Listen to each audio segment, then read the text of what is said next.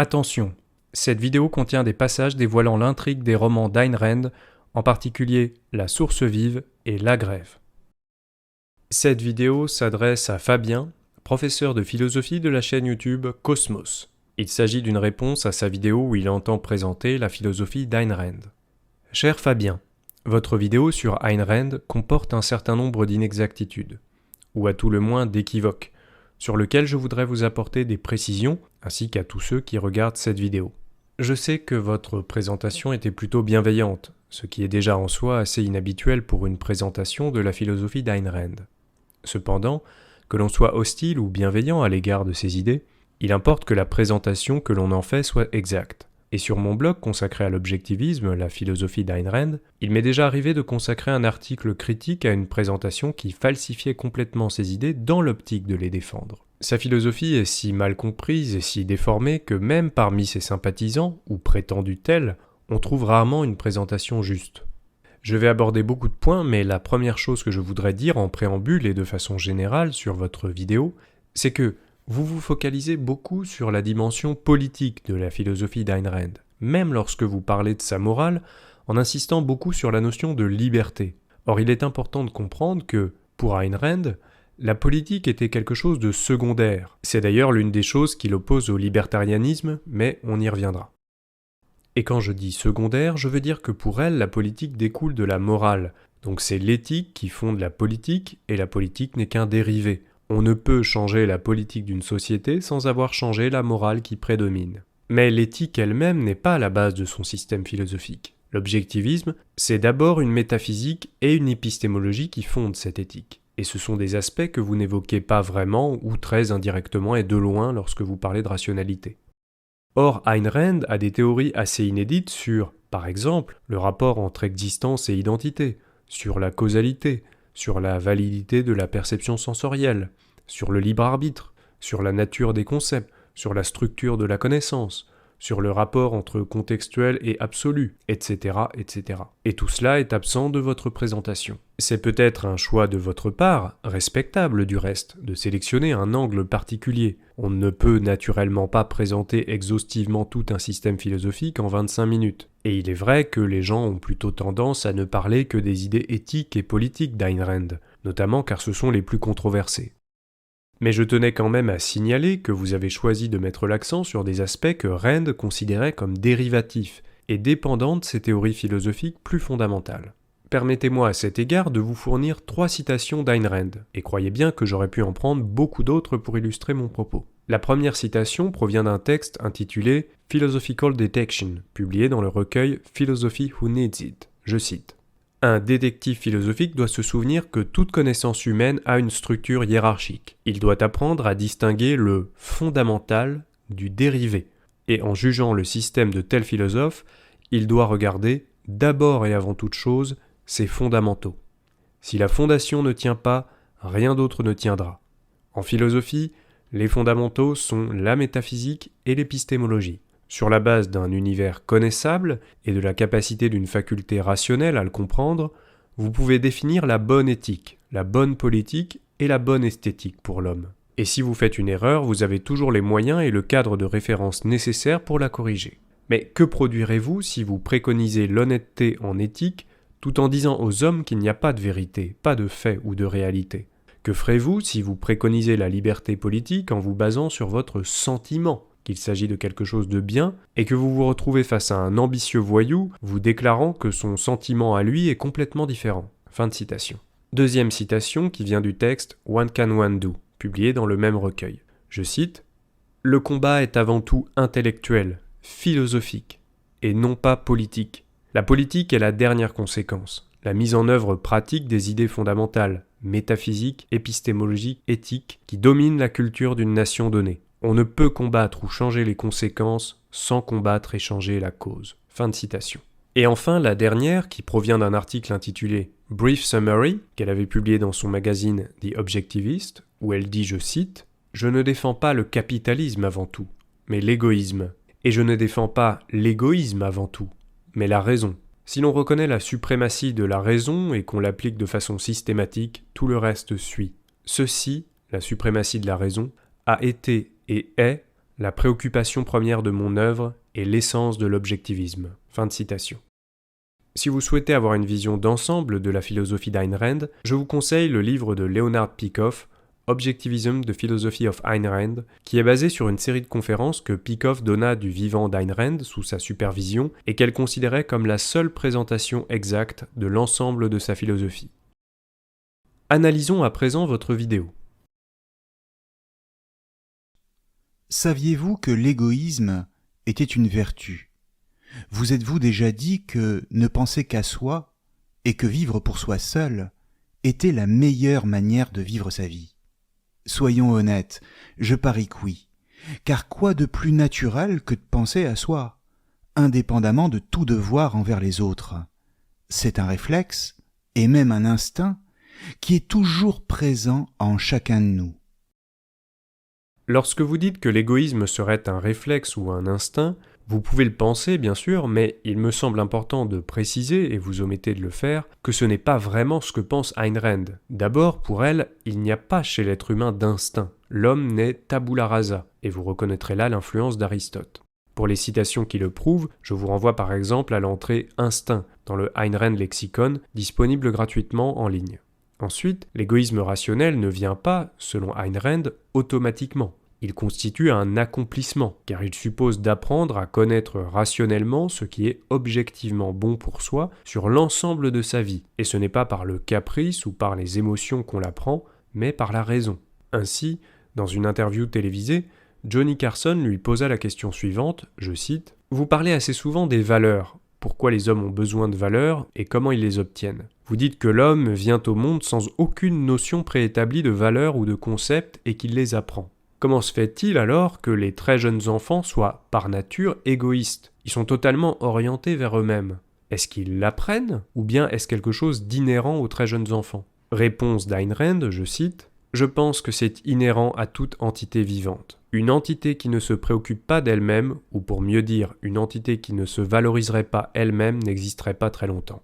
Mais les jeunes enfants ne sont pas encore capables de comprendre les enjeux, et en fait, ils n'ont pas encore le choix. C'est lorsque les enfants commencent à parler, lorsqu'ils commencent à acquérir des idées, que leur choix commence. L'idée du sacrifice de soi est une idée totalement artificielle et totalement malfaisante que les enfants et les adultes apprennent d'autrui. Mais cela ne veut pas dire que si on laissait un enfant seul, il serait naturellement égoïste de la bonne manière. La découverte de l'égoïsme rationnel, qui consiste non pas à agir par caprice ou suivant le plaisir du moment, mais à savoir rationnellement pourquoi un certain objectif a de la valeur pour soi et comment l'atteindre, est un énorme accomplissement. L'idée d'être rationnellement égoïste n'est pas accessible aux enfants. Cela leur demande une longue période de réflexion ou un bon enseignement pour qu'ils le découvrent. Fin de citation. Reprenons à présent votre vidéo. Cette philosophe, c'était Ayn Rand. Je me permets de vous interrompre à nouveau car je tenais ici à souligner quelque chose de suffisamment rare pour être souligné. C'est que vous prononcez correctement le nom d'Ayn Rand. En effet, combien de fois a-t-on entendu Ayn Rand ou ce genre de choses ? Donc merci, au moins pour cela vous lui rendez justice. Alors, si vous m'écoutez depuis la France, ou même l'Europe, il est probable que vous n'ayez jamais entendu parler d'elle, car elle est très peu connue sur le vieux continent. Très peu connue sur le vieux continent, c'est assez relatif. Elle est très peu connue en France, en effet. Mais il y a un centre Ayn Rand au Royaume-Uni. La Pologne et la République tchèque ont accueilli des conventions sur Ayn Rand qui ont rassemblé plusieurs centaines de personnes. Donc certes, globalement, Rand est bien plus connue dans son pays, les États-Unis, qu'en Europe, mais en Europe, c'est surtout dans un pays comme la France qu'elle est très peu connue. De nombreux hommes et femmes politiques aux États-Unis se revendiquent de son héritage. Pas seulement des politiques, il y a aussi des artistes, entrepreneurs, sportifs, écrivains, philosophes. Par exemple, l'une des célébrités américaines qui connaît assez bien la philosophie d'Ayn Rand, ce n'est pas un homme politique, c'est l'acteur Mark Pellegrino. Je le cite lui parce que je sais qu'il a une assez bonne connaissance de la philosophie d'Ayn Rand. Il faut aussi dire que beaucoup de gens qui se revendiquent de son héritage n'en ont une compréhension que vague et superficielle.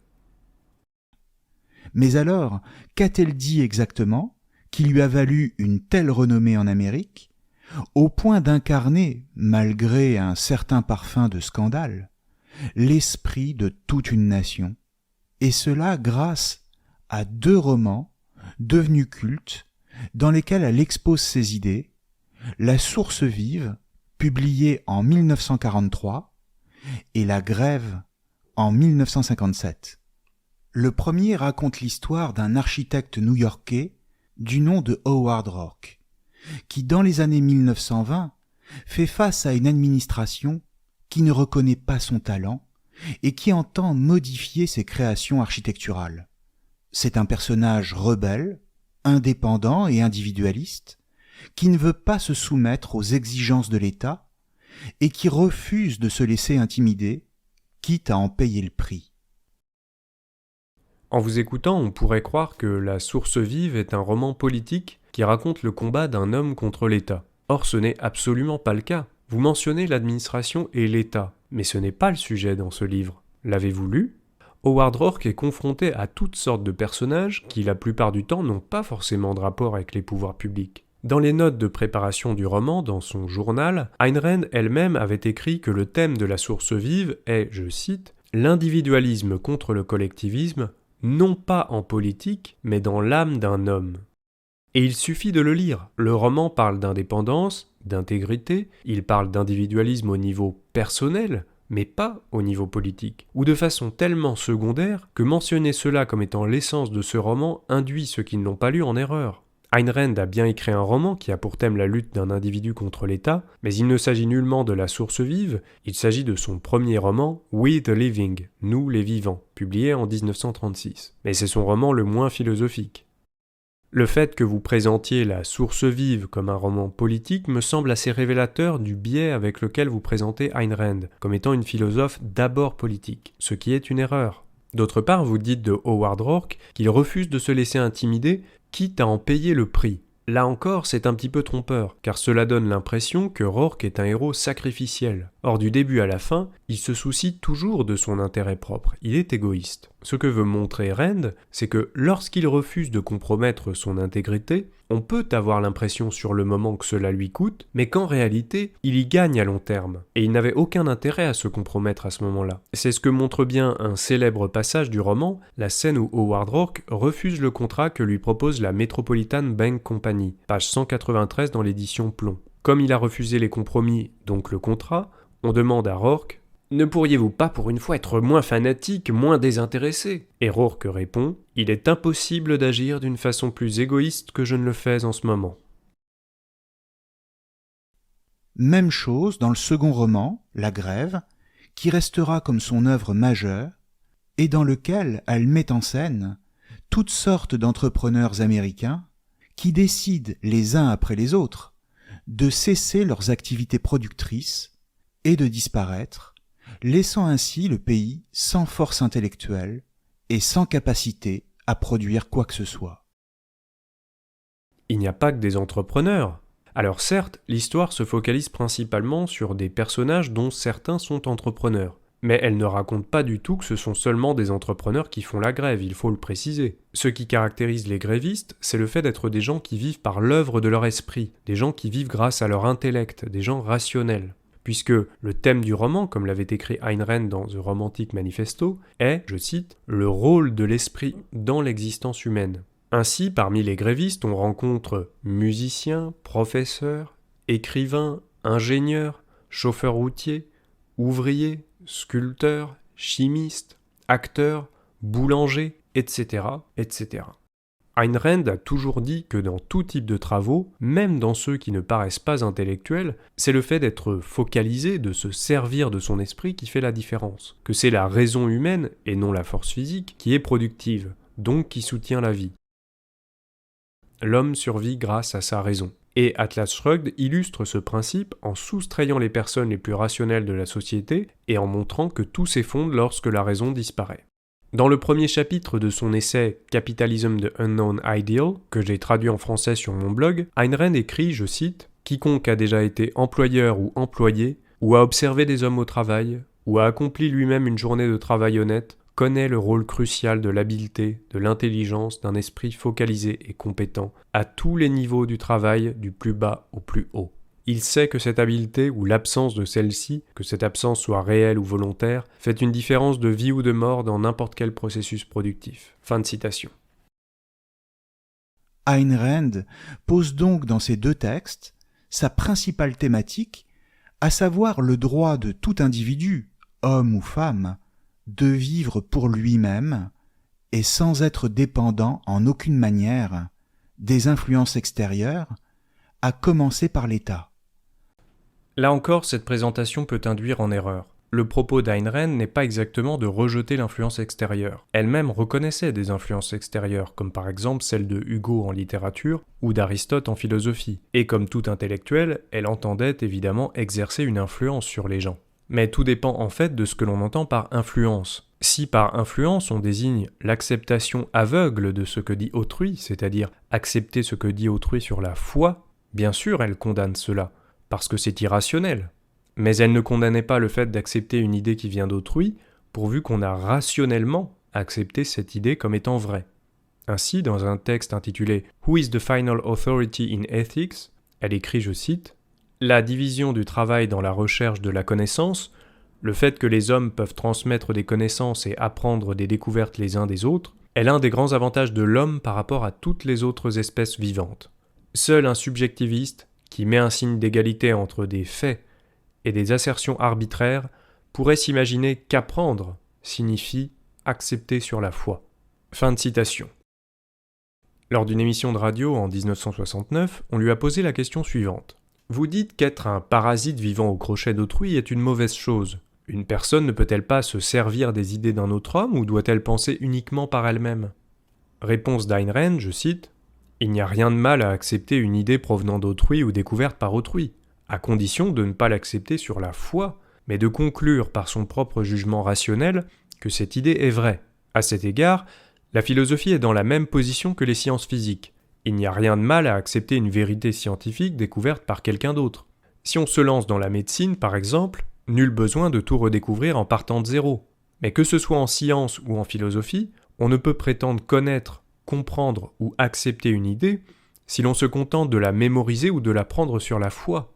Vous devez vous servir de votre esprit, de votre jugement rationnel. » Fin de citation.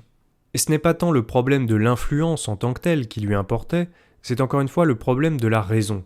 C'est la raison qui est au centre de sa philosophie. Et la rationalité, vertu cardinale de son éthique, implique selon elle l'indépendance, vertu qui découle de la rationalité, comme toutes les autres vertus qu'Ayn Rand a défendues, à savoir la productivité, la fierté, l'intégrité, la justice, l'honnêteté. Ayn Rand définissait la vertu d'indépendance comme étant, je cite, « accepter la responsabilité de former ses propres jugements et vivre grâce à l'œuvre de son propre esprit. » Fin de citation. Mais dans l'introduction de « The Virtue of Selfishness », que j'ai traduit en français sur mon blog et qui n'est pas dans l'édition française des Belles Lettres, j'y reviendrai, elle prévient aussi, je cite, « Un type d'erreur similaire est commise par celui qui déclare que, puisque l'homme doit être guidé par son propre jugement indépendant, toute action qu'il choisit d'entreprendre est morale dès lors que c'est lui qui l'a choisie. Notre propre jugement indépendant est le moyen par lequel on doit choisir ses actions, mais ce n'est ni un critère ni une validation morale. Seule la référence à un principe démontrable peut valider nos choix. » Fin de citation. On voit donc qu'Ayn Rand ne défend pas du tout l'anticonformisme pour l'anticonformisme. Le droit de vivre pour soi-même ne consiste pas nécessairement à refuser tout ce qui vient d'autrui. Et par ailleurs, lorsque vous dites « sans être dépendant en aucune manière des influences extérieures, à commencer par l'État », le problème de l'État est encore quelque peu différent. Ici, ce n'est pas tant un problème d'influence, c'est un problème de déclenchement de la force physique. Et la force est condamnée par Rand parce qu'elle est contraire à l'esprit. Mais on va y revenir. Elle y affirme un individualisme radical qui lui permet de proposer tout à la fois une pensée existentielle pour tout être humain et qui a pour but la réalisation de soi par soi, et une pensée sociale et politique où les individus n'auraient aucun compte à rendre à l'État, qu'elle veut minimal. Comparé à ce que l'on a aujourd'hui ou comparé à ce que défendent les étatistes, oui, la forme d'État qu'elle défend peut paraître minimale. Mais dans l'absolu, Ayn Rand n'a jamais dit, contrairement aux libertariens, que le but était d'avoir l'État le plus petit possible. Ce qu'elle a dit, c'est que la seule et unique fonction de l'État, c'est de protéger les droits de l'homme. Bien sûr, il faudrait voir comment elle définit les droits de l'homme et pourquoi, mais c'est un autre sujet. Quoi qu'il en soit, À partir de là, il peut y avoir des institutions, des lois, tout ce qui peut être nécessaire à cette fin, et à cette fin uniquement. Je vous renvoie par exemple à son interview sur la notion de loi objective ou sur la structure politique d'une société libre. Par conséquent, on peut concevoir à partir de la perspective de Rand que dans certains contextes, il puisse y avoir un manque d'État, si les droits ne sont pas suffisamment protégés. Et par exemple, au début de sa conférence The Age of Mediocrity, Ayn Rand dit qu'elle est en faveur de dépenser beaucoup plus pour la défense du pays. I am also in favor of spending more on defense, as much more as possible. Et on ne peut y voir une contradiction que si l'on croit qu'Ayn Rand défend un État minimal, ce qu'elle n'a jamais défendu. Si vous connaissez une citation où Ayn Rand parle d'État minimal, cela m'intéresse. Ayn Rand n'était pas libertarienne, je le répète, et pas même minarchiste, comme le disent les libertariens. Ce qu'il serait plus juste de dire, c'est qu'elle défendait non pas un État minimal, mais un État limité, limité à certaines fonctions précises. Elle en tire une philosophie, l'objectivisme, qui consiste à penser l'objectivité de l'existence de tout individu et d'en tirer les conséquences, à savoir que tout individu doit vivre pour lui-même. Premier point. On a l'impression à vous entendre qu'elle tire sa philosophie de son éthique et de sa politique, ou bien que toute sa philosophie se résume à son éthique et à sa politique, sur lesquelles vous faites aussi des erreurs dans votre présentation. Or, s'il est vrai de dire, et là vous avez raison, que sa politique repose sur son éthique, il est tout aussi vrai de dire que son éthique repose sur sa métaphysique et son épistémologie, lesquelles sont la base de l'objectivisme et sont absents de votre vidéo. Lorsqu'on vous écoute, on peut croire au contraire que l'objectivisme viendrait de l'idée d'objectivité des individus, comme si la pensée d'Ayn Rand commencerait avec l'individualisme ou aurait l'individualisme comme fondement. Or, l'objectivisme et la notion d'objectivité dans la philosophie d'Ayn Rand viennent d'abord de sa métaphysique et de son épistémologie.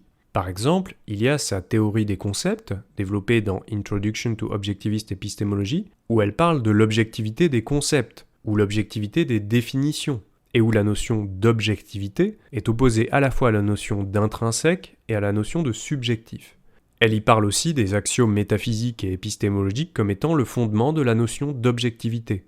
Et comme elle appliquait sa métaphysique et son épistémologie à son éthique et à sa politique, les premières étant la base de ces dernières, bien sûr, elle a appliqué également la notion d'objectivité à l'éthique et à la politique, en parlant notamment de l'objectivité des valeurs, ou parlant de loi objective, comme je l'ai déjà dit.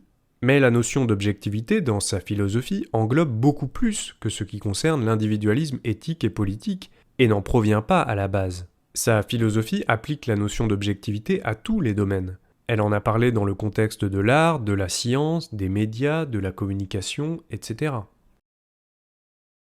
Deuxième point.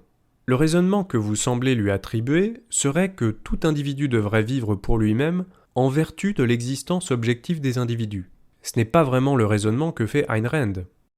Le raisonnement qu'elle fait pour défendre l'idée que tout individu devrait vivre pour lui-même consiste, en gros, à démontrer que la propre vie de tout individu est la source de toutes ses valeurs possibles, que la notion de valeur n'a aucun sens en dehors de sa propre vie et qu'à ce titre, la propre vie de chaque être vivant constitue son ultime valeur, et que, pour un être humain, faire de sa propre vie son ultime valeur est un choix. Ainsi, par exemple, elle résume cela dans une interview où elle dit, je cite, « Permettez-moi à présent de définir l'égoïsme tel que l'objectivisme le conçoit. Après avoir établi la vie de l'homme comme norme de moralité, l'éthique objectiviste commence par dire que, puisque l'homme ne peut survivre que par ses propres efforts et que sa capacité à valoriser est une condition de sa nature d'être vivant, il ne peut vivre que pour lui-même. Il ne peut vivre qu'en se prenant lui-même comme sa plus haute valeur, comme l'objectif de tous ses efforts.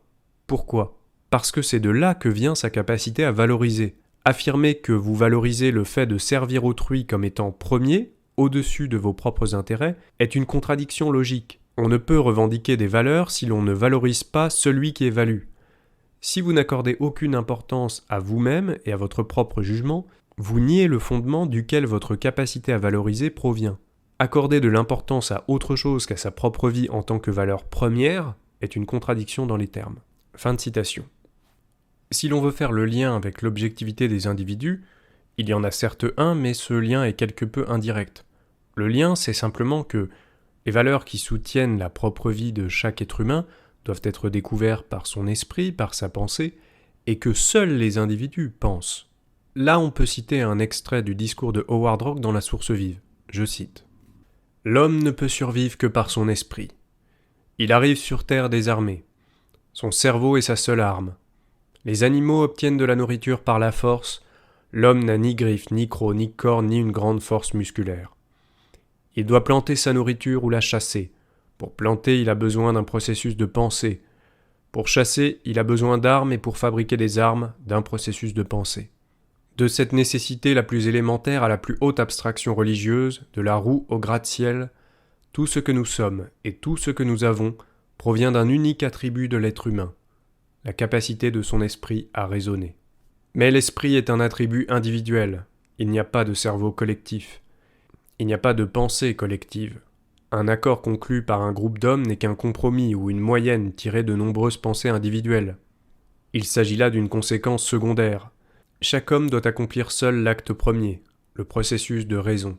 On peut partager un repas entre plusieurs hommes, mais on ne peut le digérer dans un estomac collectif. Nul homme ne peut utiliser ses poumons afin de respirer pour autrui. Nul homme ne peut utiliser son cerveau afin de penser pour autrui. Toutes les fonctions du corps et de l'esprit sont privées. Elles ne peuvent être partagées ou transférées. Nous héritons des produits de la pensée des autres hommes. Nous héritons de la roue. Nous fabriquons le chariot. Le chariot devient une automobile. L'automobile devient un avion. Mais tout au long du processus, ce que nous recevons d'autrui n'est que le produit final de leur pensée. La force motrice est la faculté créative qui prend ce produit comme matériau, l'utilise et crée la prochaine étape. Cette faculté créatrice ne peut être donnée ou reçue, partagée ou empruntée. Elle appartient aux hommes seuls et individuels. Ce que cette faculté crée est la propriété du créateur. Les hommes apprennent les uns des autres. Mais tout apprentissage n'est que l'échange du matériel. Nul homme ne peut donner à un autre la capacité de penser. Cette capacité est pourtant notre seul moyen de survivre. » Fin de citation. Tout ce passage n'est pas une justification de l'idée que l'homme devrait vivre pour lui-même. Après tout, on pourrait toujours admettre que seule la pensée individuelle existe, que la pensée est effectivement nécessaire à la survie, mais toujours prétendre qu'elle devrait être consacrée au bénéfice d'autrui. La question de l'égoïsme n'est pas directement là chez Rand, elle est, on l'a vu, dans le rapport entre les valeurs et la vie. L'existence objective des individus comme seule réalité est plutôt une partie implicite du raisonnement, une partie certes nécessaire. Pour Ayn Rand, l'égoïsme ne se définit pas simplement comme une petite passion individuelle, mesquine et dérisoire, qui ne viserait que la satisfaction personnelle et sans aucune considération pour autrui. Non, être égoïste pour Rand, c'est ne reconnaître aucune autre autorité que son propre jugement rationnel. Être égoïste, pour elle, c'est se conduire en toute indépendance par rapport à quiconque viendrait me dire comment je dois agir, ce que je dois penser ou dire. Je suppose que vous faites ici référence à la phrase suivante dans le discours de John Galt, je cite « Ceux qui commencent par dire « Poursuivre ses propres désirs est égoïste, vous devez les sacrifier aux désirs d'autrui » finissent par dire « Maintenir ses convictions est égoïste, vous devez les sacrifier aux convictions d'autrui ». C'est vrai, la chose la plus égoïste de toutes, c'est l'esprit indépendant ne reconnaissant nulle autorité supérieure à la sienne et nulle valeur supérieure à son jugement sur le vrai. Fin de citation. En effet, Ayn Rand considère celui qui veut préserver l'indépendance et l'intégrité de ses convictions comme égoïste. Néanmoins, elle ne ramène pas le concept d'égoïsme entièrement à cela. Dans l'introduction de The Virtue of Selfishness, elle dit que la définition exacte de l'égoïsme est « le souci de ses intérêts propres ». On comprend donc pourquoi celui qui veut préserver l'indépendance et l'intégrité de ses convictions est égoïste. Mais on peut aussi comprendre que l'égoïsme englobe beaucoup plus que cela. Être égoïste, selon Ayn Rand, c'est, comme on l'a vu précédemment, prendre sa propre vie comme valeur ultime et agir dans son propre intérêt. Et comme elle l'explique à la fois dans le discours de John Galt et dans son essai sur l'éthique objectiviste, les vertus qui permettent d'acquérir les valeurs objectives que notre vie requiert sont la rationalité, l'indépendance, l'intégrité, la productivité, l'honnêteté, la justice, la fierté. Et elle dit elle-même que ce n'est pas forcément une liste exhaustive. Donc non seulement l'égoïsme de Rand ne se ramène pas entièrement à l'indépendance d'esprit d'une part, mais d'autre part, Lorsque vous dites que pour elle, être égoïste, c'est se conduire en toute indépendance par rapport à quiconque viendrait me dire comment je dois agir, ce que je dois penser ou dire, là encore, cela requiert une précision importante. Parce qu'on pourrait très bien dire qu'en un sens, Ayn Rand, comme tout philosophe du reste, dit aux autres d'une certaine manière comment ils doivent agir, ce qu'ils devraient penser. Donc je vous renvoie à ce que je disais précédemment lorsque vous parliez de l'influence. Et j'ajouterai autre chose. À l'issue d'une conférence de Leonard Peikoff sur l'objectivisme, on a posé à Ayn Rand la question suivante, je cite. « En dehors des prémices morales fondamentales, peut-on légitimement parler d'une position objectiviste sur une question ? L'esprit de chacun ne devrait-il pas être le seul déterminant de sa position ?» Comme la réponse d'Ayn Rand est assez longue, je ne vais pas la citer entièrement. Mais pour résumer, ce qu'elle répond, c'est qu'il est important de faire la différence entre les principes abstraits et l'application des principes. Une philosophie fournit bien, en un sens, des principes pour penser, pour agir. Et, à moins d'être un philosophe professionnel qui repart de zéro, on se réfère toujours, consciemment ou non, à une certaine philosophie, qui dit d'une certaine manière quoi penser et quoi faire. On peut être en accord ou en désaccord avec telle philosophie, mais on est toujours guidé par des principes et c'est la philosophie qui les fournit. Si on vous prouve rationnellement qu'un certain principe est juste, c'est une aide pour votre esprit et vous gagnez du temps. Il n'y a rien de mal à ça. Mais ce qu'il faut comprendre, c'est que les principes philosophiques sont des principes abstraits. Ce ne sont pas des règles concrètes comme dans une religion. Ce que la philosophie ne dit pas, c'est comment appliquer ces principes abstraits dans le contexte de votre vie concrète et particulière. Et c'est là, en effet, que le propre esprit de chacun devrait être, selon elle, le seul juge. Et l'un des principes abstraits que préconise la philosophie d'Ayn Rand, par exemple, c'est d'être rationnel. Donc, quelqu'un qui penserait de façon irrationnelle et qui agirait suivant ses caprices, en arguant de façon puérile que personne n'a à lui dire quoi faire et quoi penser, ne serait évidemment pas du tout en accord avec la philosophie d'Ayn Rand. Il est crucial de le comprendre. En revanche, ce qu'elle condamnerait effectivement, c'est que si l'on vous dit quoi faire et quoi penser, même en termes philosophiques, même en termes de principes abstraits, mais que l'on ne vous donne pas de raison valable de penser et d'agir de cette manière, que l'on ne vous fournit pas d'arguments rationnels, si l'on vous demande une acceptation aveugle, une foi, là bien sûr vous devriez refuser, au nom de l'égoïsme rationnel. Et cela s'applique y compris à l'objectivisme. Ayn Rand ne voulait pas que l'on accepte sa philosophie aveuglément, sans compréhension, sans preuve, juste sur la foi. Ainsi, par exemple, en 1961, une fan d'Ayn Rand lui avait écrit en parlant d'elle comme un dieu qu'elle suivrait aveuglément. Ayn Rand avait répondu ceci, je cite, « J'apprécie votre intérêt pour mes romans, mais je dois vous faire remarquer que les choses que vous dites dans votre lettre sont en contradiction directe avec ma philosophie. Ma philosophie défend la raison, pas la foi. Elle demande aux hommes de penser, de ne rien accepter sans une compréhension et une conviction complète, rationnelle et de première main. De ne rien prétendre sans indication factuelle et preuve logique. Le disciple aveugle est précisément ce que ma philosophie condamne et ce que je rejette. L'objectivisme n'est pas un culte mystique. Comme vous êtes très jeune, je vous suggère d'étudier plus attentivement la philosophie. » Fin de citation. Vivre pour soi, c'est donc mener sa vie en fonction de ce que l'on est, de ce que l'on estime être le meilleur pour soi, et donc en fonction de ses intérêts propres, et selon ce que nous dit notre raison pour y arriver. Compte tenu de ce que j'ai dit précédemment, la dernière partie de la phrase, selon ce que nous dit notre raison pour y arriver, est très importante et vous faites bien de l'énoncer, car sans ces quelques mots, votre présentation pourrait laisser croire que l'objectivisme est une forme de subjectivisme en totale opposition avec l'égoïsme rationnel d'Ayn Rand. Cependant, l'ensemble de votre phrase laisse à nouveau la porte ouverte à des équivoques.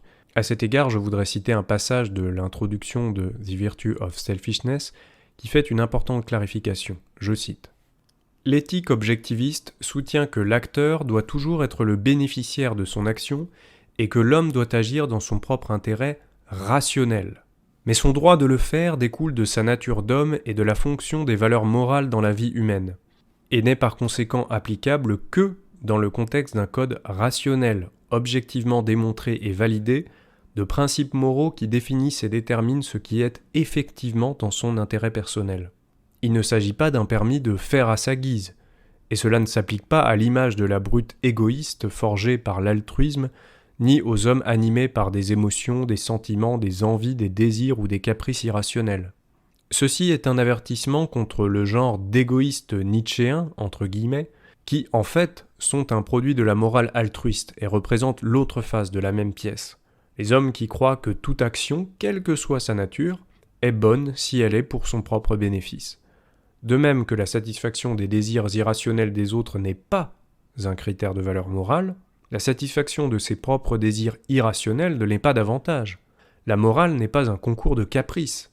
Un type d'erreur similaire est commise par l'homme qui déclare que, puisque l'homme doit être guidé par son propre jugement indépendant, toute action qu'il choisit d'entreprendre est morale dès lors que c'est lui qui l'a choisie. Notre propre jugement indépendant est le moyen par lequel on doit choisir ses actions, mais ce n'est pas un critère moral ni une validation morale. Seule la référence à un principe démontrable peut valider nos choix. Fin de citation. À cette citation, je voudrais en ajouter une autre qui provient du même livre, je cite « C'est seulement en acceptant la vie humaine comme première et en poursuivant les valeurs rationnelles qu'elle requiert que l'on peut atteindre le bonheur, et non en prenant le bonheur comme un fait premier, irréductible, indéfini, puis en essayant de vivre en étant guidé par le bonheur. Si vous accomplissez ce qui est bon selon une norme de valeur rationnelle, cela vous rendra nécessairement heureux. Mais ce qui vous rend heureux, selon une norme émotionnelle indéfinie, n'est pas nécessairement bon. Prendre tout ce qui me rend heureux en tant que guide d'action veut dire n'être guidé par rien d'autre que par les caprices émotionnels. Les émotions ne sont pas des outils cognitifs.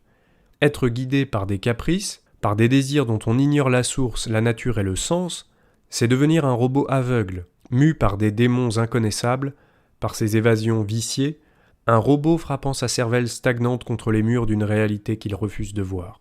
Voilà l'erreur inhérente à l'hédonisme, de toutes les variantes de l'hédonisme éthique, personnel ou social, individuel ou collective. Le bonheur peut légitimement être le but de l'éthique, mais pas la norme. Le rôle de l'éthique est de définir le code de valeurs qui convient à l'homme et de lui donner ainsi les moyens d'atteindre le bonheur. Déclarer, comme le font les hédonistes éthiques, qu'une valeur légitime est tout ce qui vous procure du plaisir, c'est déclarer qu'une valeur légitime est tout ce qu'il se trouve que vous valorisez. Ce qui est un acte d'abdication intellectuelle et philosophique, un acte qui proclame simplement la futilité de l'éthique et invite tous les hommes à jouer sauvagement avec. Fin de citation. Elle défend donc un principe de liberté individuelle par rapport à toutes les formes de morale, qu'elles soient religieuses ou sociales, comme les conventions ou les normes qui prêchent le renoncement à ses désirs. Il y a plusieurs problèmes dans cette phrase. Au début de votre phrase, on peut avoir l'impression que vous dites que Rand défend la liberté par rapport à toute forme de morale. Ce ne serait évidemment pas juste puisque, justement comme on vient de le voir, Rand est en quelque sorte une moraliste. Elle défend très fortement la morale, au contraire, mais ce n'est pas une morale altruiste conventionnelle.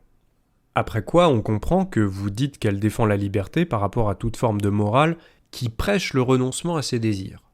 Ce n'est pas forcément faux, mais un peu ambigu, parce qu'il y a désir et désir. Ayn Rand n'est pas du tout une hédoniste, comme on a pu le voir. Elle condamne une personne qui suit des désirs irrationnels, et elle s'attaque très souvent et de façon très forte dans ses écrits à ce qu'elle appelle le culte du caprice. Ce qui est important et fondamental pour elle, c'est que ce désir soit rationnel, c'est-à-dire objectivement bon pour soi dans une perspective de long terme. Donc, en un sens, on pourrait presque dire qu'elle-même prêche un renoncement à ses désirs, si on parle de désirs irrationnels. Bien que, certes, ce ne soit pas vraiment un renoncement, puisque pour elle, si on est rationnel, on ne va pas désirer l'irrationnel. Donc la base de tout, c'est la rationalité. Alors, reformulons ce que vous dites. Ayn Rand défend un principe de liberté par rapport à toute forme de morale qui prêche le renoncement à ses désirs rationnels. Est-ce encore exact ? Si on veut être vraiment juste, on peut aller plus loin. Elle ne défend pas simplement un principe de liberté par rapport à une morale de ce type. Elle considère surtout qu'une telle morale est fausse, donc qu'elle n'est en réalité pas morale, et même en réalité immorale. Donc c'est une condamnation. En l'espèce, elle va plus loin qu'un principe de liberté. Et enfin, plutôt que de dire le renoncement à ses désirs rationnels, Plus généralement, l'expression qu'emploie Ayn Rand la plupart du temps, c'est plutôt le sacrifice de soi, ce qui est la définition de l'altruisme. Et ce sont les morales du sacrifice qu'elle condamne, du sacrifice de soi à autrui et du sacrifice d'autrui à soi, comme on va le voir un peu plus tard. Et en effet, revendiquer la rationalité de l'égoïsme, c'est du même coup en appeler à une loi morale universelle, fondée par la raison, ce qui était déjà la démarche de Kant. Vous commettez ici l'erreur qu'Ayn Rand appelait le context dropping. Vous supprimez le contexte cognitif qui conditionne la signification de la démarche de chacun, et ce faisant, vous faites un rapprochement qui n'a pas lieu d'être. Tout d'abord, il y a quantité d'autres philosophes, bien avant Kant, qui entendaient établir une morale universelle rationnelle, à commencer par Platon, sinon Socrate, Aristote également, Spinoza, d'Holbach, donc il n'y a rien là de singulièrement kantien. Ensuite, la façon dont Kant conçoit la raison n'a absolument rien à voir avec la façon dont Ayn Rand la conçoit. Kant accepte la dichotomie rationalisme-empirisme qui est apparue au XVIIe siècle, et sa vision de la raison est une vision rationaliste, c'est-à-dire la logique seule sans recours à l'expérience ou à la perception, des rapports purement déductifs. La raison pure, pour Kant, est pure de toute expérience. Et c'est effectivement ainsi qu'il aboutit à son impératif catégorique. Or, on ne peut pas comprendre la philosophie d'Ayn Rand si on comprend la raison de cette manière. Et c'est là qu'une connaissance de son épistémologie eût été utile. En effet, pour Ayn Rand, ainsi qu'elle l'a dit et écrit à de multiples reprises, la raison est la faculté qui identifie et intègre les données sensorielles de l'être humain. Pour elle, il n'y a pas de raison indépendamment de la perception sensorielle. Et en ce sens, elle n'est pas, contrairement à Descartes, Leibniz ou Spinoza par exemple, une rationaliste. Ces idées ne s'appuient pas sur de pures séries de déductions, elles ont toutes un fondement inductif et se réfèrent à des observations empiriques. Car pour elle, et là encore vous reconnaîtrez l'influence d'Aristote, c'est l'induction qui est la base de toute connaissance. Entre parenthèses, je ne veux pas dire par là qu'elle rejette la logique et la déduction, pas du tout, mais elle intègre les deux ensemble. Ça, c'était pour l'aspect fondé par la raison. Ensuite, pour ce qui est de l'aspect loi morale universelle, pourquoi Kant cherche une loi morale universelle ? Parce que son impératif catégorique doit être connu a priori, c'est-à-dire indépendamment de l'expérience, à l'instar de ce qu'il appelle les catégories de l'entendement, substance, causalité, pluralité, etc. C'est pour ça d'ailleurs qu'il appelle ça impératif catégorique. Donc comme il est a priori, il faut le voir comme un principe structurant notre réalité, une loi de la nature universelle et inconditionnelle, valable en tout temps, en tout lieu, en toutes circonstances, comme les catégories de l'entendement. Et donc, c'est ce qui le fait aboutir à la formule suivante: agis comme si la maxime de ton action devait être érigée par ta volonté en loi universelle de la nature. La démarche d'Ayn Rand n'a strictement aucun rapport avec cela. Il n'y a pas chez elle quoi que ce soit de comparable à un impératif catégorique. Dans son texte Causality versus Duty, où elle critique l'éthique kantienne et rejette le concept de devoir, elle dit que tous les impératifs de la nature sont conditionnels, autrement dit relatifs à un but, et qu'ils doivent s'appliquer en tenant compte du contexte et de la loi de cause à effet. En fait, dans une perspective kantienne, les principes moraux objectivistes correspondent à ce que Kant appelle des impératifs hypothétiques, c'est-à-dire conditionnés par des objectifs, des fins. Selon Kant, il ne pouvait pas y avoir de morale universelle avec une telle approche, parce qu'il croyait, comme Hume, qu'on ne pouvait pas valider rationnellement les fins humaines en dernier ressort. Or, Rand dit précisément le contraire. Elle dit que la vie est la source des valeurs et que, comme la vie est conditionnelle, elle détermine des valeurs objectives, donc des principes universels. Mais l'universalité, chez Kant, implique un détachement du contexte et des conséquences. C'est une morale du devoir. Alors qu'au contraire, chez Rand, les principes moraux abstraits sont certes universels parce que nous appartenons tous au genre humain, mais leur application concrète est toujours contextuelle et relative à certaines fins. Après, je sais que c'est un peu technique et que ça demanderait de développer la théorie d'Ayn Rand sur le rapport entre contextuel et absolu, mais cela prendrait beaucoup trop de temps pour cette vidéo. Encore une fois, il eût été utile ici de connaître son épistémologie. Le reproche qui a souvent été fait à Kant de son critère de l'universalisable, c'est que, en soi, ce n'est pas forcément un principe faux, et la plupart des morales cherchent à être universelles, ça ne date pas de Kant, mais que c'est un principe assez creux en soi. La question, c'est de savoir, parmi tous les principes universalisables, lesquels on devrait choisir et pourquoi. Or, pour répondre à cette question, Ayn Rand se réfère à des objectifs, ce qui est hors de question chez Kant. Donc vous voyez que leurs démarches respectives sont totalement aux antipodes. Du reste, vous devez savoir que Kant était pour Rand son antagoniste absolu. Elle le considérait comme l'homme le plus malfaisant de l'histoire de l'humanité, et c'est en partie à cause de sa théorie éthique et métaéthique. On peut parler de morale de l'égoïsme, laquelle est considérée comme une vertu. C'est d'ailleurs le titre d'un essai d'Ayn Rand, La vertu d'égoïsme, publié en 1964. Là, on voit sur votre vidéo la couverture d'un livre intitulé en français « La vertu d'égoïsme », publié chez les Belles Lettres. Or, vous parlez en fait ici du livre « The Virtue of Selfishness », publié en effet en 1964, mais ce que beaucoup de gens ignorent, c'est que ce livre chez les Belles Lettres que vous nous montrez est une version tronquée. Et j'ai constaté personnellement que beaucoup de gens lisent ce livre en pensant avoir lu The Virtue of Selfishness, alors que la majorité du contenu n'y est pas. Parce que cette édition française précise à peine, au détour d'une phrase dans leur préface, qu'il ne s'agit que de quelques extraits choisis. À l'heure actuelle, il n'y a pas de version française intégrale de The Virtue of Selfishness. Le livre que vous nous montrez là, ce sont quelques chapitres choisis de l'édition originale, ce qui pose des problèmes de compréhension d'ailleurs. Chapitres qui ont souvent été traduits de façon approximative et avec une préface qui pose aussi pas mal de problèmes. À partir du moment où ce même droit est reconnu à quiconque, alors cela veut dire, par déduction, que non seulement personne ne peut rien exiger de moi, mais qu'en retour, devant l'obligation de respecter l'égoïsme des autres, je ne peux rien exiger d'eux, et donc qu'il m'est formellement interdit d'utiliser la force contre eux.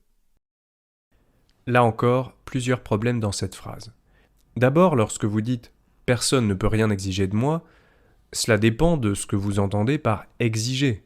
Par exemple, Ayn Rand défend le respect des contrats et des accords, donc dans le cadre d'un contrat ou d'un accord, on peut exiger quelque chose d'autrui, à savoir qu'il respecte ses engagements, et ce, y compris par la force. Plus généralement, Rand défend les droits de l'homme, donc on peut exiger des autres, y compris par la force, qu'ils respectent les droits de chacun, vie, liberté, propriété. Ensuite, toujours sur l'ambiguïté du verbe « exiger », dans la philosophie d'Ayn Rand, on peut aussi attendre des choses de quelqu'un. Par exemple, qu'il soit rationnel. Mais en effet, on ne peut pas l'exiger au sens où on va le contraindre. Selon Ayn Rand, on peut, et on devrait même, attendre de l'homme, c'est-à-dire de soi et des autres, qu'il soit rationnel. Et s'ils ne le sont pas, on devrait éviter d'interagir avec de telles personnes. Dans sa philosophie, la raison pour laquelle on ne peut pas déclencher l'usage de la force physique contre autrui, ce n'est pas parce qu'on n'a rien à exiger d'autrui, mais parce que la force physique est contraire à l'esprit. C'est-à-dire que l'intellect ne peut fonctionner que dans la liberté. Or l'intellect, ou plus précisément la raison, c'est d'après elle le moyen fondamental de survie pour l'être humain, comme on l'a vu.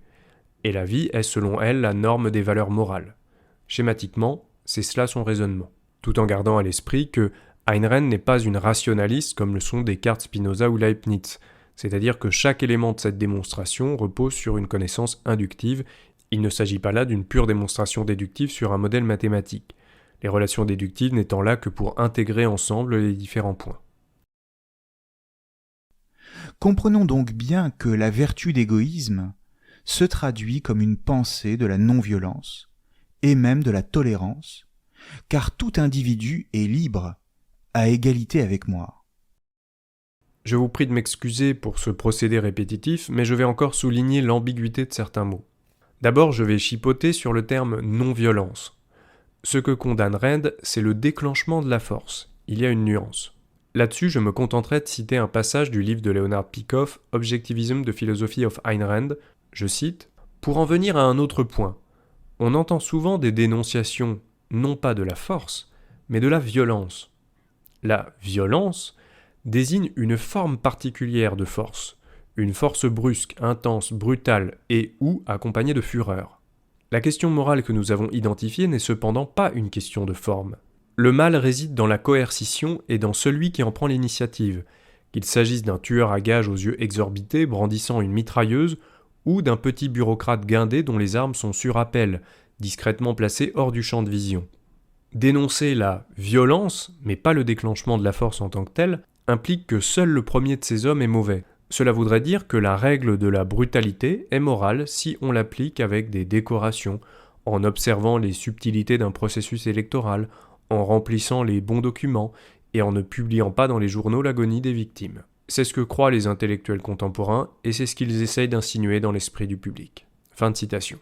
Ensuite, lorsque vous dites « une pensée de la tolérance », si l'on comprend la tolérance telle que Jean-François Revel, lequel n'a rien à voir avec la philosophie d'Ayn Rand, la comprenait, on peut s'accorder.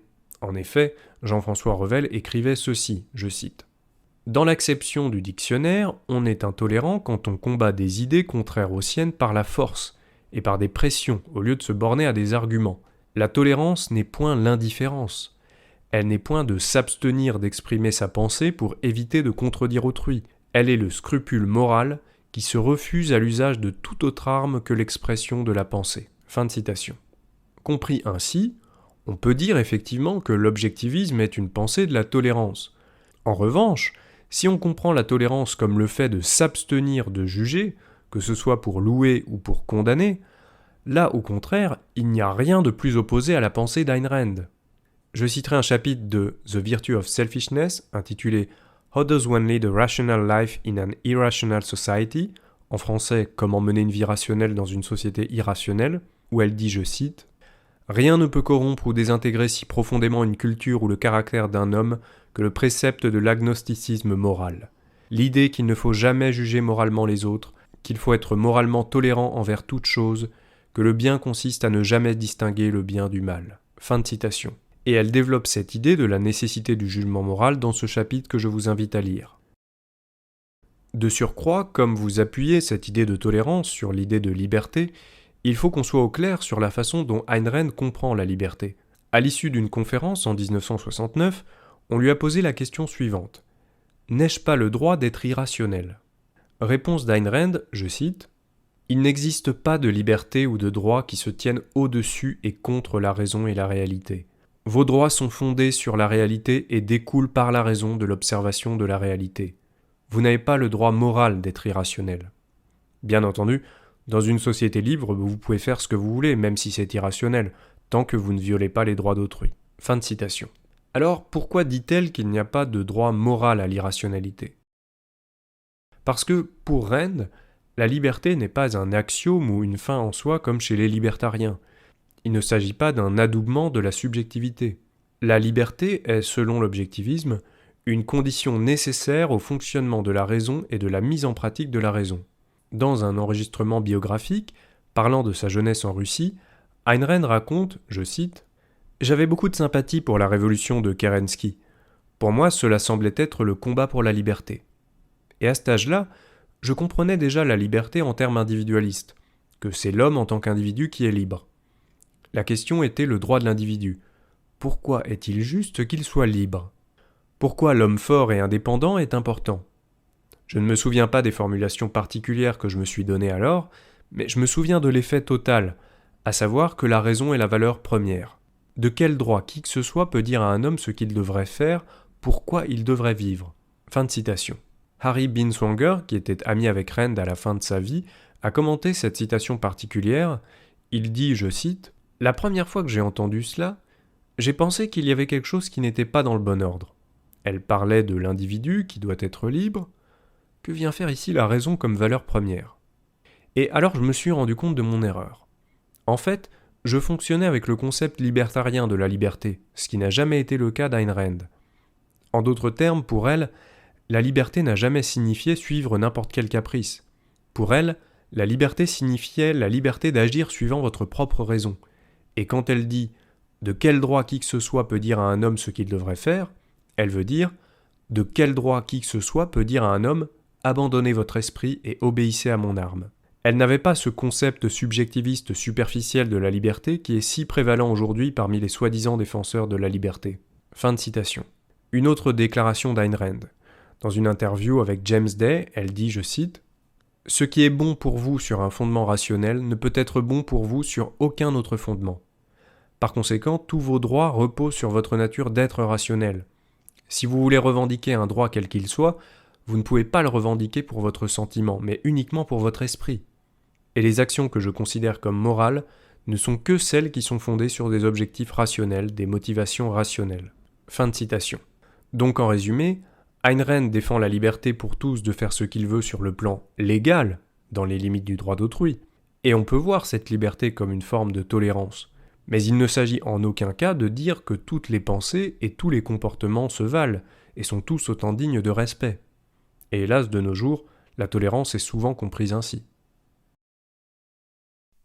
L'autre est donc toujours à considérer comme une fin en soi et non comme un moyen, pour moi, de parvenir à mes propres fins. C'est encore une fois la pensée de Kant que croise ici celle de la philosophe américaine, ce qui est assez étonnant. Vous faites ici évidemment référence à une célèbre formule d'Emmanuel Kant qui dit, je cite, « Agis de telle sorte que tu traites l'humanité aussi bien dans ta personne que dans la personne de tout autre, toujours en même temps comme une fin et jamais simplement comme un moyen. » Fin de citation. Formule que vous rapprochez d'une expression que Rand a employée à plusieurs reprises, par exemple dans The Virtue of Selfishness, où elle écrit, je cite, « Le principe social fondamental de l'éthique objectiviste est le principe selon lequel, tout comme la vie est une fin en soi, tout être humain vivant est également une fin en soi, et non le moyen pour les fins ou le bien-être d'autrui. Aussi l'homme doit-il vivre pour lui-même, ne sacrifiant ni lui-même à autrui, ni autrui à lui-même. » Fin de citation. Comme pour votre précédent rapprochement avec Kant, vous supprimez le contexte cognitif de ces formules, contexte qui modifie leur signification respective. Les mêmes mots ne veulent pas forcément dire la même chose dans un contexte différent. Cette formule de Kant est une reformulation de l'impératif catégorique, lequel, comme on l'a vu, n'existe pas du tout chez Rand, chez qui, dans une perspective kantienne, les impératifs sont tous hypothétiques. D'ailleurs, dans le langage des universitaires kantiens, on appelle cette formule de Kant la seconde formulation de l'impératif catégorique. Alors pourquoi les hommes doivent être traités comme des fins selon Kant ? Parce que, nous dit-il, la nature rationnelle est une fin en soi, et ce parce que l'homme se représente nécessairement son existence comme une fin en soi, et que ce qui vaut pour moi vaut aussi pour les autres.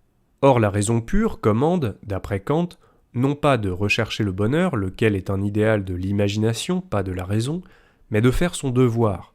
Par conséquent, lorsque Kant dit qu'il ne faut pas seulement traiter l'humanité comme un moyen, mais aussi comme une fin, cela veut dire qu'il faut faire son devoir et laisser chacun faire le sien. Cette situation étant ce que Kant appelle le règne des fins. Or l'un de ces devoirs est de se sacrifier pour autrui, même si Kant ne le dit pas avec ces mots-là. Mais dans une perspective objectiviste, c'est bien de cela qu'il s'agit. À présent, que dit Ayn Rand ?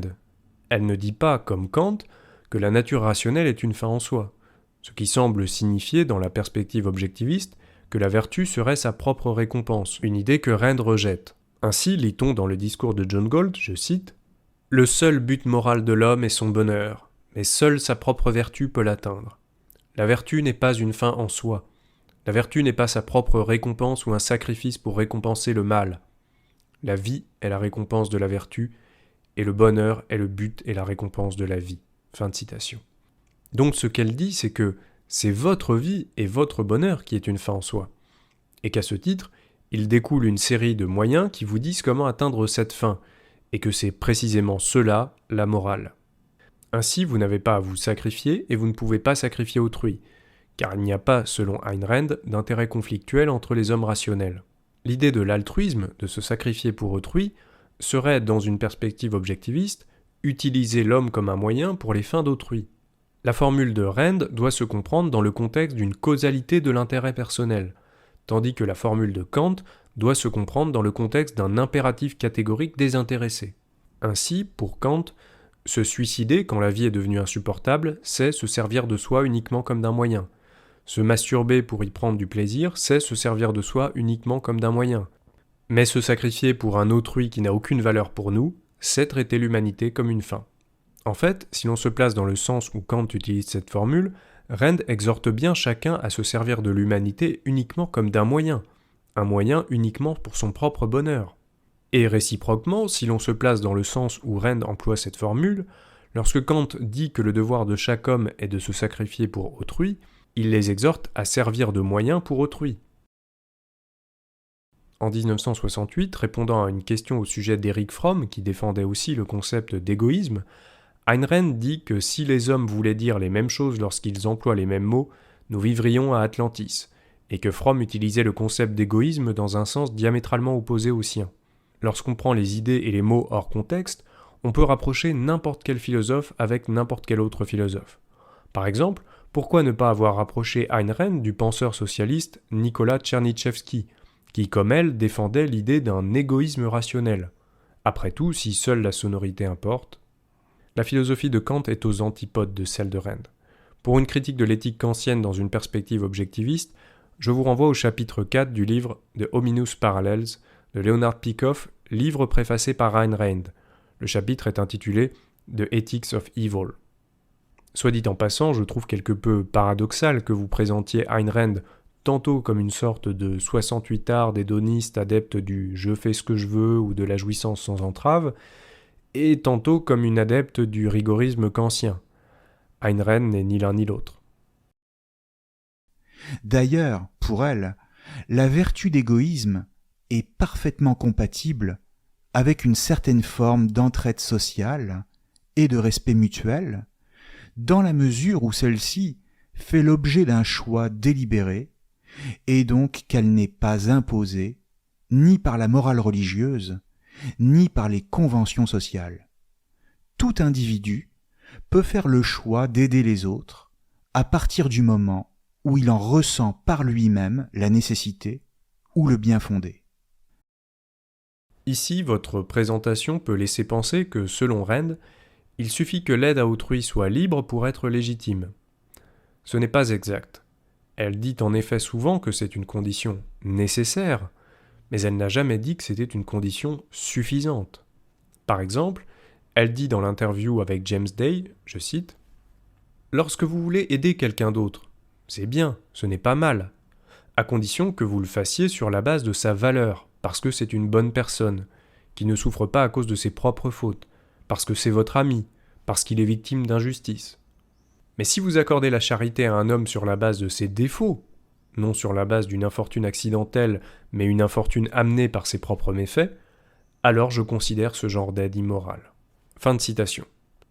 Ou bien, dans un texte intitulé The Question of Scholarships, je cite, « Pour considérer la question dans sa juste perspective, il faut commencer par rejeter les termes de l'altruisme avec tous ses arrière-goûts émotionnels répugnants et porter un regard neuf sur les relations humaines. Il est moralement correct d'accepter de l'aide lorsqu'elle est offerte non pas comme un devoir moral, mais comme un acte de bonne volonté et de générosité, lorsque celui qui la donne peut se le permettre, c'est-à-dire lorsqu'elle n'implique pas de sacrifice de sa part, et lorsqu'elle est offerte en réaction aux vertus de celui qui reçoit, et non pas en réaction à ses défauts, à ses faiblesses ou à ses fautes morales, non pas sur la base de son besoin en tant que tel. » Fin de citation. Mandeville, penseur hollandais du XVIIIe siècle, avait déjà proposé une remise en cause de la morale traditionnelle et une réhabilitation de l'égoïsme qu'il comprenait comme un moteur du progrès. Il est l'auteur d'une petite fable très drôle et qui va scandaliser l'Europe de cette époque, la fable des abeilles, et dans laquelle il explique que l'égoïsme, mais aussi de façon générale tous les vices privés, sont à encourager pour le plus grand bien de toute la société. Le rapprochement que vous semblez faire entre Mandeville et Ayn Rand implique, comme nous allons le voir, des contresens sur la pensée d'Ayn Rand. Là, par exemple, lorsque vous rappelez très justement que, selon Mandeville, tous les vices privés sont à encourager pour le plus grand bien de toute la société, c'est exactement le contraire du propos d'Ayn Rand à deux titres. Premièrement, parce que Ayn Rand n'entend évidemment pas encourager le vice, mais au contraire la vertu.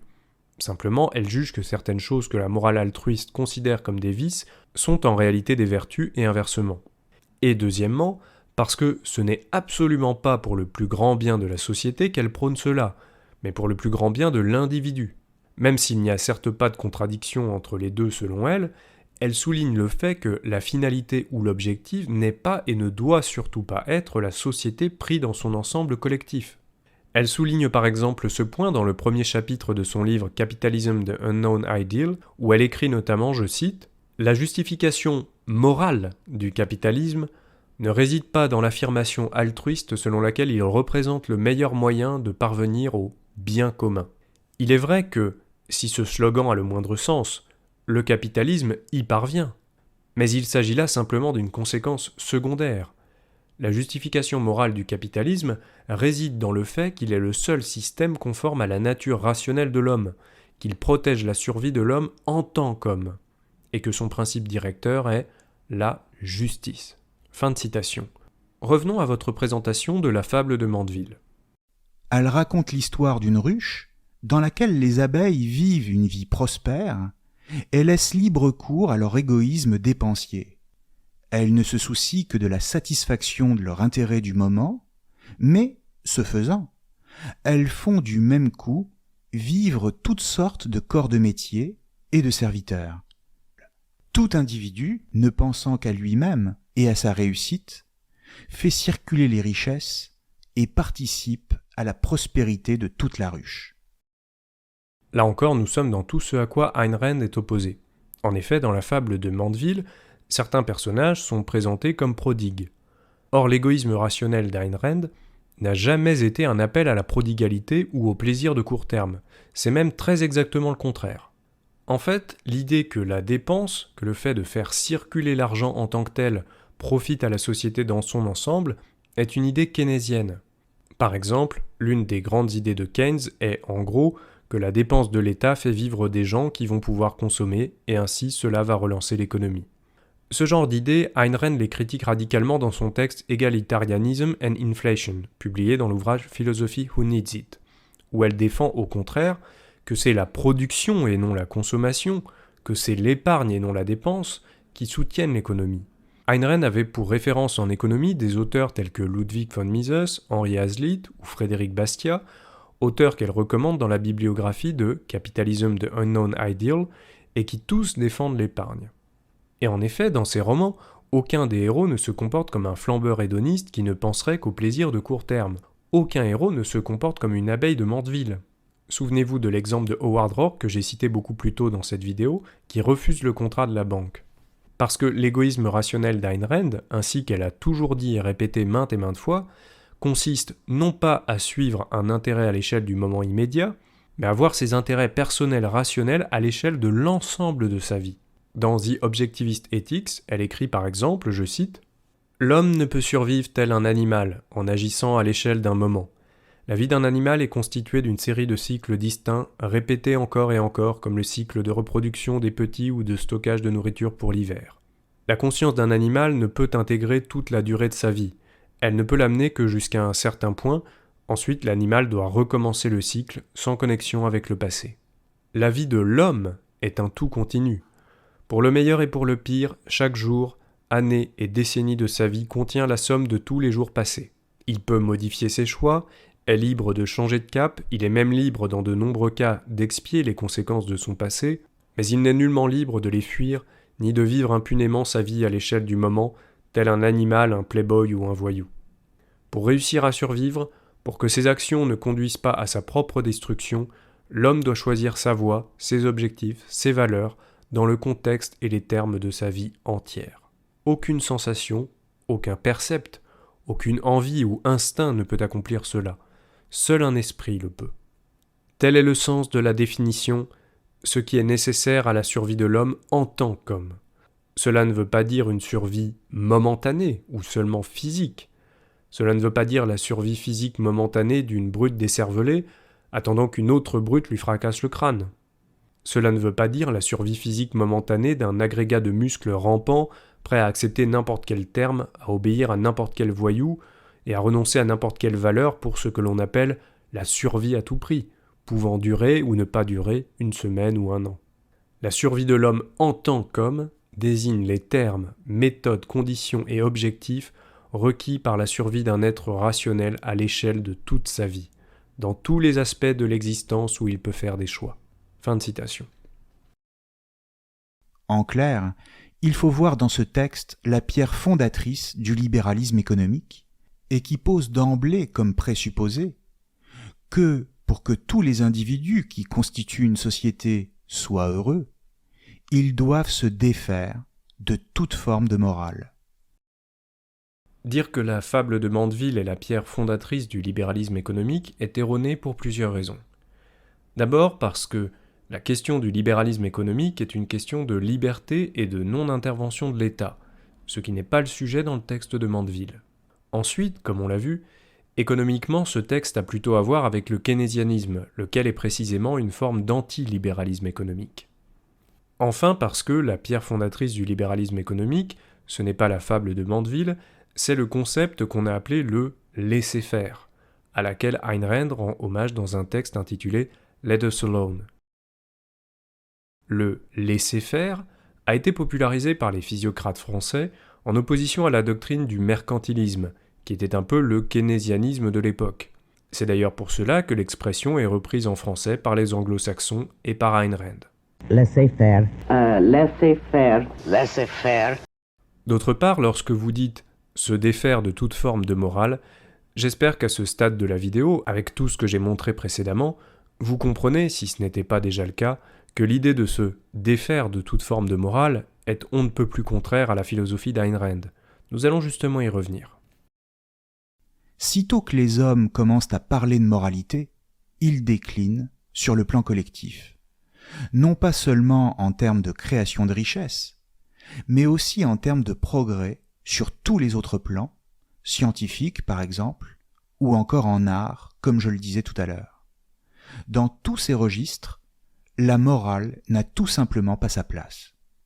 Dès lors, on comprend en quoi un auteur comme Mandeville a pu être déterminant pour le développement du capitalisme anglo-saxon, le renvoyant hors de la sphère de la morale. Cela ne veut pas dire que le capitalisme soit en lui-même immoral, mais tout simplement qu'il ne répond pas à de tels critères que le bien ou le mal. Il vise la prospérité.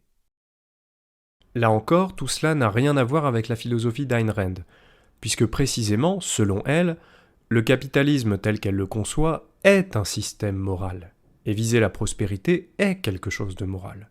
C'est justement l'un des points du roman Atlas Shrugged. Créer de la richesse est noble. Et ce n'est pas ce que disaient la plupart des défenseurs du capitalisme avant elle.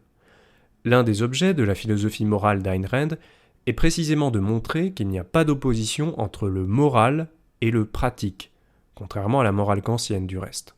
Par exemple, John Galt dit dans Atlas Shrugged, je cite, « Votre impraticable credo inculque un funeste précepte, la croyance selon laquelle le moral et le pratique sont opposés. Depuis l'enfance, vous fuyez la terreur d'un choix que vous n'avez jamais osé entièrement identifier. Si ce qui est pratique, ce que vous devez pratiquer pour exister, ce qui fonctionne, ce qui réussit, ce qui atteint votre but, ce qui vous apporte nourriture et joie, ce qui vous enrichit, est mal, et si le bien, le moral, est ce qui n'est pas pratique, ce qui échoue, détruit, frustre, ce qui vous nuit et vous apporte perte ou douleur, alors votre choix consiste à être moral ou vivre. L'unique résultat de cette doctrine meurtrière a été d'ôter la morale de la vie. Vous avez grandi en croyant que les lois morales n'ont aucun rapport avec le travail consistant à vivre, sinon en tant qu'obstacle et menace, que l'existence de l'homme est une jungle amorale où tout est permis et où tout fonctionne. Si vous identifiez votre croyance réelle, vous trouverez une triple damnation, de vous-même, de la vie, de la vertu. Dans la conclusion grotesque à laquelle vous êtes parvenu, vous croyez que la morale est un mal nécessaire. Fin de citation. Lorsqu'elle écrit « Vous croyez que la morale est un mal nécessaire », elle signifie précisément que ce qui, dans sa philosophie, est considéré comme bon, moral, vertueux, est considéré par d'autres comme un vice, un mal, mais un mal nécessaire pour des raisons pratiques, un peu comme chez Mandeville, et c'est précisément à cela qu'elle s'oppose. L'éthique objectiviste, ce n'est pas exactement « chacun fait ce qu'il veut ». En fait, cela est vrai sur un plan politique, sur le plan des relations sociales, mais selon l'objectivisme, la morale n'est pas d'abord dans le rapport à autrui, mais d'abord dans le rapport à soi-même. C'est pour cela qu'elle écrit, toujours dans le discours de John Galt, je cite, « À vous qui dites que la morale est sociale et que l'homme n'en aurait nullement besoin sur une île déserte, c'est sur une île déserte qu'il en aurait le plus besoin. Qu'il essaie de prétendre lorsqu'il n'y a aucune victime pour en payer le prix, qu'un rocher est une maison, que le sable est un vêtement, que la nourriture tombera du ciel sans cause ni effort, qu'il récoltera une moisson demain en dévorant ses réserves de semences aujourd'hui, et la réalité l'éliminera tel qu'il le mérite. La réalité lui montrera que la vie est une valeur qui s'achète, et que la pensée est la seule monnaie assez noble pour l'acheter. » Fin de citation. Dans un débat que je mettrai en lien entre Yaron Brook, ancien directeur du Ayn Rand Institute, et le youtubeur britannique Carl Benjamin, ce dernier voulait faire un lien entre Ayn Rand et Adam Smith. Yaron Brook lui rappela que, dans sa théorie des sentiments moraux, Smith défend une morale altruiste et que dans La richesse des nations, il dit en substance que ce que fait le boulanger n'est pas noble. En étant mu par son intérêt personnel, l'action du boulanger n'a rien de moralement bon selon Adam Smith, elle est au mieux amorale. Alors qu'au contraire, Ayn Rand est la première à dire que Adam Smith avait tort et qu'en étant mu par son intérêt personnel, le boulanger est vertueux, que la morale consiste précisément en cela, et que ce n'est pas le résultat collectif qui justifie moralement cette action. C'est pour ça que Ayn Rand, dans le premier chapitre de Capitalism the Unknown Ideal, que j'ai déjà cité plusieurs fois, écrit que la nature morale du capitalisme n'a encore jamais été pleinement comprise et définie. Il faut noter ici que cette lecture du capitalisme, c'est-à-dire le capitalisme par la libération morale, n'est pas celle que l'histoire a retenue, et qu'elle a même été évincée par une autre grille d'analyse qui est opposée à celle de Mandeville, avec le sociologue allemand Max Weber. Pour lui, notamment dans son livre « L'éthique protestante et l'esprit du capitalisme », l'origine du capitalisme se trouve dans l'austérité et le puritanisme propres au protestantisme anglo-saxon.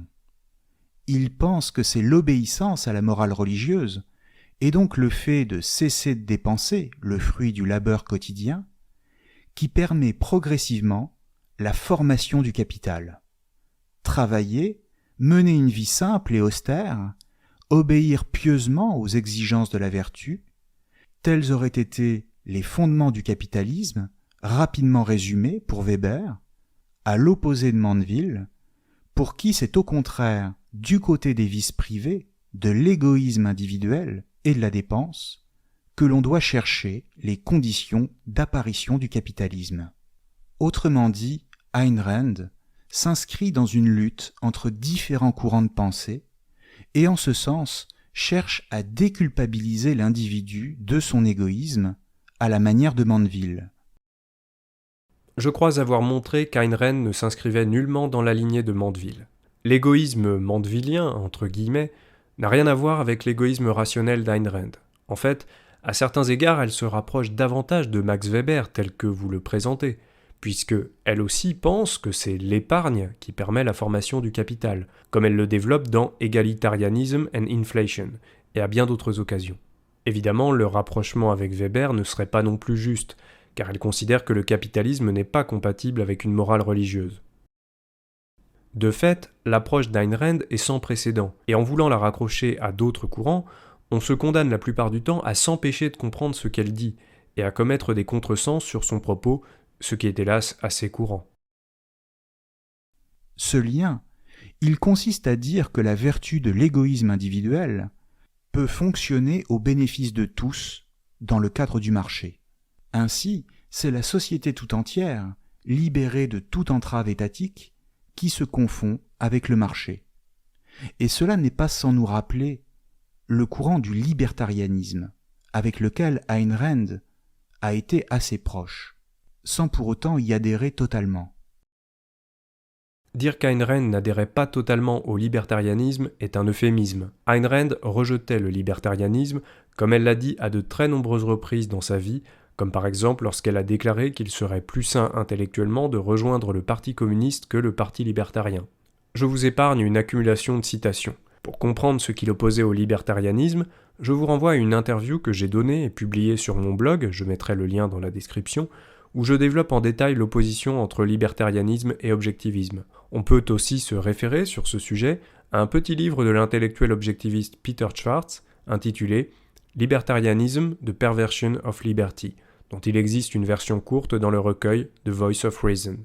Je dirais simplement qu'à partir du moment où vous regardez la pensée d'Ayn Rand comme étant d'abord une idéologie politique, au lieu de la regarder comme étant d'abord une philosophie qui défend une certaine métaphysique et une certaine épistémologie, vous vous condamnez vous-même à commettre cette méprise.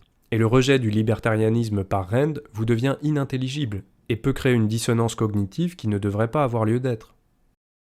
Les libertariens, comme Murray Rothbard et ensuite Robert Nozick notamment, considèrent que rien ne doit venir entraver la liberté de l'individu.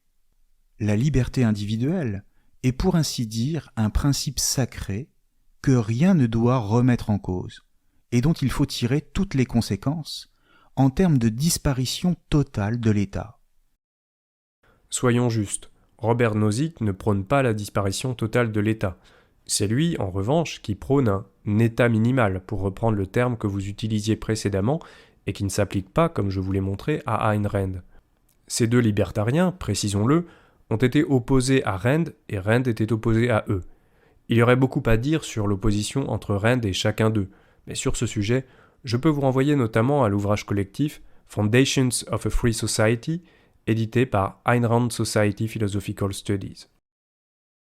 Comprenons bien que le libertarianisme, ce n'est pas seulement le libéralisme, lequel peut être organisé de différentes manières, mais toujours par des instances politiques, et donc dans le cadre de la loi. Le libéralisme, pour ainsi dire, c'est le règne de la loi. Non, le libertarianisme, c'est le marché tout seul, et sans aucune instance politique. Rien à voir donc avec la philosophie d'Ayn Rand, laquelle défendait précisément le règne de la loi. Je vous renvoie à nouveau à son interview sur la notion de loi objective. Ayn Rand n'a rien contre les instances politiques tant qu'elles n'ont pas d'autre fonction que de protéger les droits de l'homme. Elle s'est exprimée là-dessus et a donné des interviews sur la constitution, sur la structure politique d'une société, où elle dit par exemple que le système fédéral est un bon système, qu'elle est favorable à une république constitutionnelle, que la constitutionnalité des lois devrait en principe être déterminée par la Cour suprême, qu'elle n'a rien contre le processus démocratique pour déterminer la législation dans une certaine limite, etc., etc. Bref, il n'y a rien de plus étranger à Ayn Rand que l'idée d'anarchisme, et précisément l'une des critiques qu'elle émet contre l'anarchisme dans The Virtue of Selfishness est que celui-ci implique l'absence de loi objective. Or, bien qu'elle soit proche des libertariens, Ayn Rand souhaite un état minimal, ce qui la place devant une contradiction majeure, à savoir d'un côté maintenir un état et d'un autre côté lui interdire de prélever des impôts, conformément au respect de l'individu. Question dès lors, comment financer un État, même si ses fonctions sont réduites au strict minimum, sans prélever d'impôts? Le problème est central quand il s'agit de penser l'égoïsme, car dès lors que l'on pose pour principe que chacun doit pouvoir vivre sa propre vie, alors comment financer les services publics qui permettent justement de le faire? La réponse d'Ayn Rand consistera alors dans ce qu'elle appelle l'impôt volontaire, c'est-à-dire dans le volontariat de certains individus qui accepteront de financer le fonctionnement de l'État.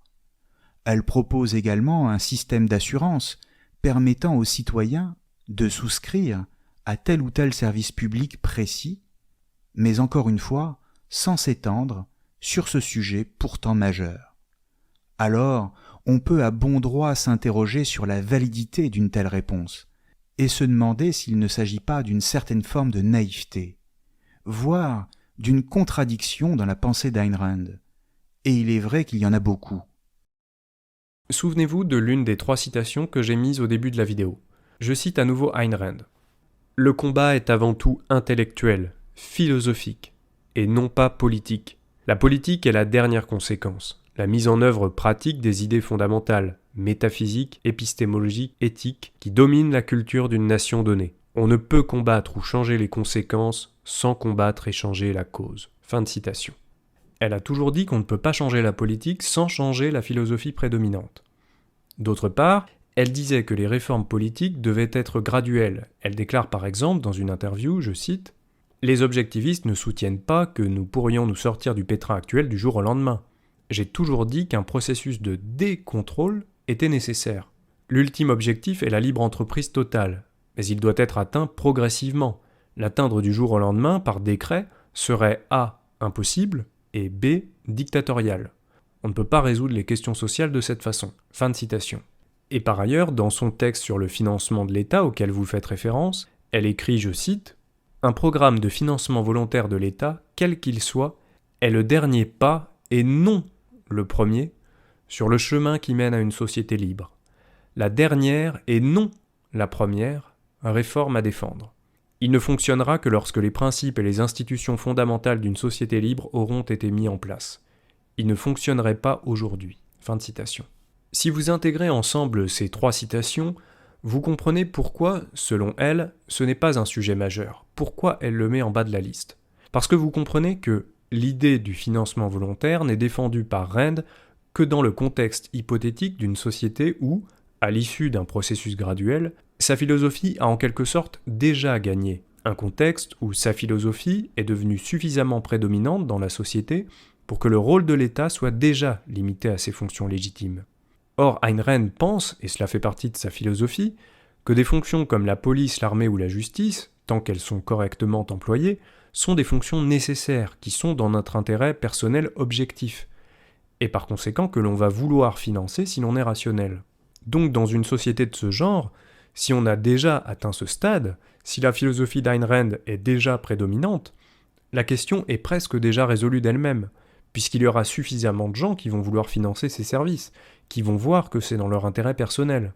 Et le financement de ces services demanderait des sommes infiniment moindres que les impôts que nous payons aujourd'hui, ce dans une société où presque tout le monde serait beaucoup plus riche, puisque l'objectivisme considère, pour aller vite, que le pur laisser-faire augmente les niveaux de vie.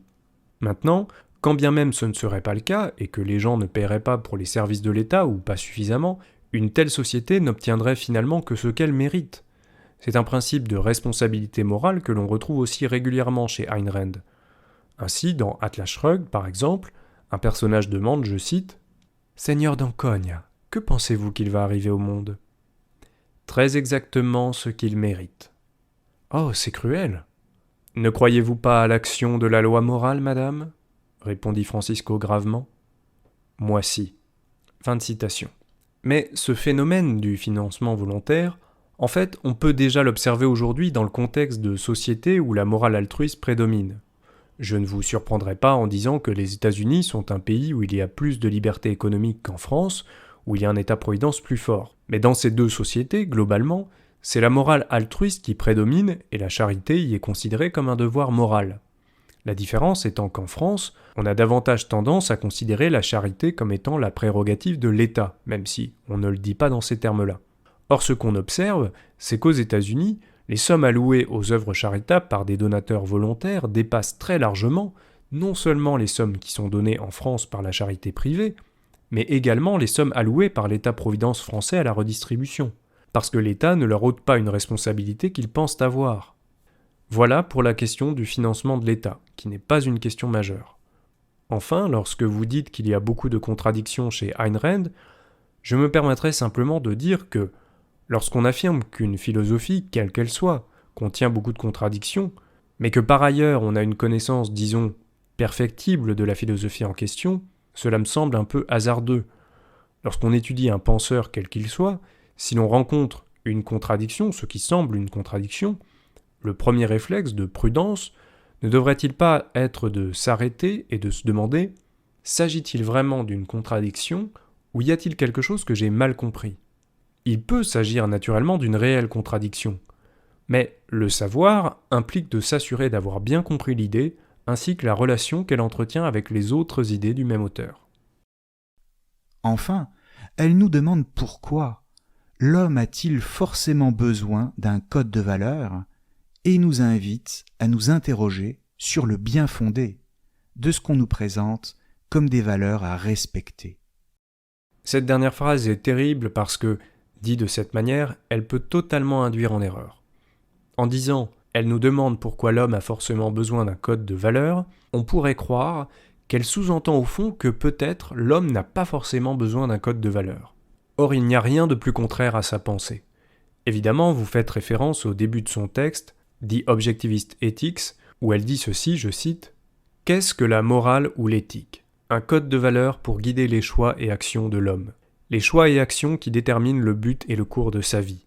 L'éthique, en tant que science, consiste à découvrir et à définir ce code. » La première question à laquelle il faut répondre en tant que condition préalable à toute tentative de définir, de juger ou d'accepter quelque système éthique particulier que ce soit est la suivante. Pourquoi l'homme a-t-il besoin d'un code de valeurs ? Fin de citation. Et elle répond à cette question. Mais dans le passage que je viens de citer, le « pourquoi » n'est pas un pourquoi de remise en cause, c'est un pourquoi d'explication. Si on disait par exemple « Newton se demande pourquoi la pomme doit forcément tomber vers le bas », on ferait évidemment une grave erreur en comprenant par là que Newton remet en cause la gravité. Non, Newton interroge l'explication de la gravité.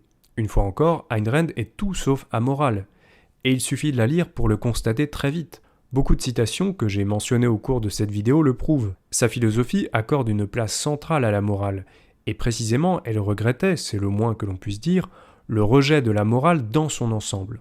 Notamment, par exemple, elle attribuait à la morale kantienne, à laquelle sa morale à elle est totalement opposée, contrairement à ce que vous dites, elle lui attribuait le rejet de la morale en général par réaction, puisque la morale kantienne conduit à une dichotomie entre le moral et le pratique, comme on l'a vu. Donc les gens choisissent d'être pratiques. Rand illustre par exemple cette idée dans Atlas Shrugged avec le personnage de Bascom, le maire de Rome, qui dit à un moment donné, je cite, « Dans ce monde, soit on est vertueux, soit on prend du plaisir. Pas les deux, madame, pas les deux. » Fin de citation. Or, l'un des objets de la morale objectiviste, ainsi que je l'ai déjà dit, est de montrer que le moral est le pratique. Nous arrivons au terme de la vidéo. J'ai été assez long et pourtant je me suis beaucoup retenu. Cependant, je voudrais conclure en disant à ceux qui m'écoutent qu'en dépit du fait que votre présentation, Fabien, comporte un certain nombre d'inexactitudes ou d'équivoques que j'ai essayé de dissiper, preuve à l'appui, il faut savoir que, Ayn Rand étant extrêmement controversée, bien d'autres présentations, que ce soit dans des articles, dans des livres, sur Wikipédia parfois, comportent encore plus de choses fausses que votre vidéo, où j'imagine que vous avez fait comme vous pouviez avec les sources auxquelles vous avez pu avoir accès. Dès lors, la loi de Brandolini fait qu'il est presque impossible de tout rétablir, sinon en étudiant sérieusement la philosophie d'Ayn Rand. Et c'est avec un plaisir tout égoïste que j'aiderai tous ceux qui veulent s'y atteler, qu'ils soient d'accord ou pas avec elle, dans un esprit d'honnêteté intellectuelle. Merci de m'avoir écouté, et je vous souhaite de bonnes prémices.